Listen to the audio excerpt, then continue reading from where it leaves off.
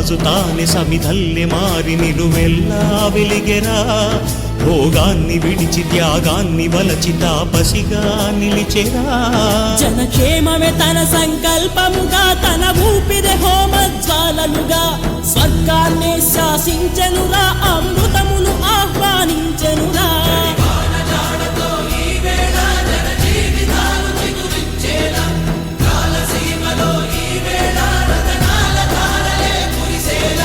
గల్లు గల్లు మని సిరిమూవల్లే చినుకే చేరగా, జల్లు జల్లు మని పులకింతల్లో పుడమే పాడగా, హరివిల్లు ఎత్తి కరిమబ్బు వాన బాణాలే వేయని, నిలువెల్ల మంచు వడగళ్ళు తాకి కడగళ్ళే తీరని.